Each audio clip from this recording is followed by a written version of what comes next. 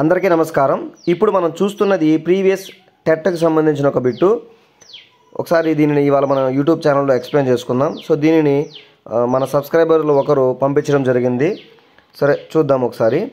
Choose the grammatically correct sentence from the following అని అడిగారు. అంటే కరెక్షన్ ఆఫ్ సెంటెన్స్ సంబంధించిన బిట్టు. సో లింకర్స్లోంచి ఫ్రీక్వెంట్గా అడుగుతున్నారు, కంటెంట్ వర్డ్స్ స్ట్రక్చరల్ వర్డ్స్ నుంచి ఫ్రీక్వెంట్గా అడుగుతున్నారు, ఆర్టికల్స్ నుంచి ఫ్రీక్వెంట్గా అడుగుతున్నారు, కరెక్షన్ ఆఫ్ సెంటెన్స్ కూడా ఖచ్చితంగా అడుగుతున్నారు. సో వీటన్నిటిపైన కూడా మీరు బాగా ఫోకస్ చేయండి రాబోయేటట్లో. సరే చూద్దాం, ఈ బిట్ని ఎక్స్ప్లెయిన్ చేసుకుందాం. Choose the grammatically correct sentence from the following అన్నాడు. అంటే కింద ఇచ్చిన 4 ఆప్షన్లలో ఏది గ్రామటికల్గా కరెక్ట్గా ఉందో ఐడెంటిఫై చేయమన్నారు. సరే ఒకసారి చూద్దాం, మనం ఏముందో ఆప్షన్స్ అన్నీ చూద్దాం. అంటే మన టార్గెట్ ఏంటి, ఒకటి మాత్రమే రైట్ అయి ఉండాలా, మిగిలిన 3 తప్పు అయి ఉండాలా గ్రామటికల్గా. అది ఏందో చూద్దాం. ఐ ఎంజాయ్డ్ ఇన్ ఊటీ అని ఉంది, ఐ ఎంజాయ్డ్ ఇన్ ఊటీ ఉంది. ఆల్రెడీ మీకు కరెక్షన్ ఆఫ్ సెంటెన్స్ చెప్పేటప్పుడు చెప్పాను నేను ఏమని. కొన్ని వర్డ్స్ చెప్తాను చూడండి, నోట్ చేసుకోండి. Enjoy, avail, abandon. మళ్ళీ రిపీట్ చేస్తాను చూడండి.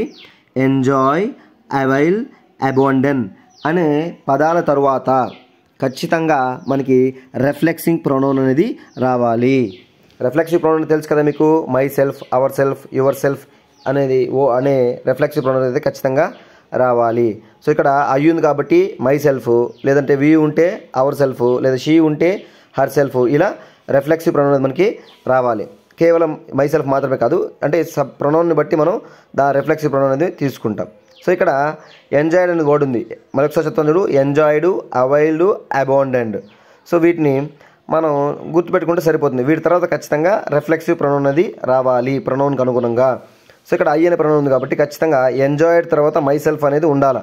కానీ ఫస్ట్ ఆప్షన్లో ఉందా, లేదు. కాబట్టి దాన్ని మనం గ్రామటికల్గా ఇన్కరెక్ట్ సెంటెన్స్గా తీసుకుంటాం. ఓకే, మనకు కావాల్సింది ఏంటి, గ్రామటికల్గా కరెక్ట్గా ఉన్నది కాబట్టి ఫస్ట్ అయితే ఆన్సర్ కాదు. సెకండ్ చూద్దాం. I enjoyed my self in Ooty. Okay, enjoyed తర్వాత మై సెల్ఫ్ ఉంది, అంటే ఎంజాయ్డ్ తర్వాత రిఫ్లెక్సివ్ ప్రొనౌన్ ఉంది, ప్లస్ ఇన్ ఊటీ. ఊటీ అనేది ఒక బిగ్ ప్లేస్ కాబట్టి దాని ముందు ప్రిపోజిషన్ ఇన్ ఉపయోగించాం కాబట్టి ఓకే, ఇది గ్రామటికల్గా కరెక్ట్గా ఉంది, ఎక్కడ కూడా ఎటువంటి మిస్టేక్స్ కూడా లేదు. I enjoyed my self in Ooty అనేది పర్ఫెక్ట్లీ గుడ్ కరెక్ట్ ఎగ్జాంపుల్. సరే చూద్దాం ఇంకేదైనా ఉందో లేదని. అంటే ప్రస్తుతానికైతే ఇది మనకి ఆన్సర్గా చూసుకుంటున్నాం. మిగిలింది ఏదైనా ఉంటే కూడా ఒకసారి చూద్దాము. I enjoyed myself of in Ooty.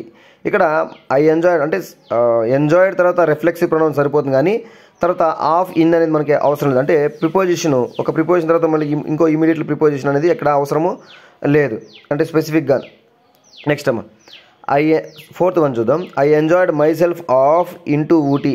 ఇక్కడ ఇంటూ అనేది మనకి మోషన్ ఇన్వర్డ్స్ సూచిస్తుంది, అయినా కూడా ఇది ఇక్కడ సూటబుల్ అనేది కాదు. సో మనకి ఏం కావాలంటే స్ట్రక్చరు సబ్జెక్టు ఎంజాయ్డ్ లేదా అవైల్డ్ లేదా abandoned plus reflexive pronoun plus object, అది సరిపోతుంది. ఇక్కడ మనకి అదర్గా మనం కన్ఫ్యూజ్ చేయడం కోసం ఆఫ్ ఇన్, ఆఫ్ ఇంటూ అని ఇచ్చారు. ఇవి కూడా గ్రామటికల్గా ఇన్కరెక్టే.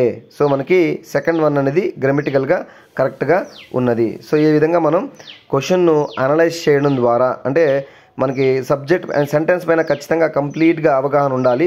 అప్పుడు మనం ఈజీగా ఆన్సర్ను ఐడెంటిఫై చేయగలం. ఇలా మనం అనలైజ్ చేసుకోవడం వల్ల కూడా సరిపోతుంది. సో ఎగ్జామ్లో మీకు డౌట్ రాదు, సార్ ఇంత స్లోగా చెప్పుకుంటాం కదా, ఈ టైం అక్కడ ఉంటుందంటే ఉండదు. మనం ప్రాక్టీస్ చేసే సందర్భంలో ఇలా చేసుకుంటే ఎగ్జామ్లో కొంచెం క్విక్గా మనం ఆన్సర్ చేయడానికి అవకాశం అనేది ఉంటుంది. సో ఇలా మీరు ఇలా కరెక్షన్ ఆఫ్ సెంటెన్స్ పైన కూడా ఖచ్చితంగా ఫోకస్ చేయండి. ఖచ్చితంగా మనకి రాబోయేటట్లో మంచి మార్క్స్ అనేది వచ్చే అవకాశం అనేది ఉంటుంది. సో మీకు మళ్ళీ రిక్వెస్ట్ చేస్తున్నా, సో టెట్ అనేది ఇంకా నెక్స్ట్ మంత్ దగ్గర పడుతుంది కాబట్టి మ్యాక్సిమం మీకు ఉన్న డౌట్స్ అన్నీ కూడా నాకు పంపించండి. నేను మీకు మన యూట్యూబ్ ఛానల్లో అప్లోడ్ చేస్తాను. ఖచ్చితంగా మీకు అది మీతో పాటు మరి కొన్ని లక్షల మంది యాస్పిరెంట్స్కి ఉపయోగపడుతుంది. Thank you so much.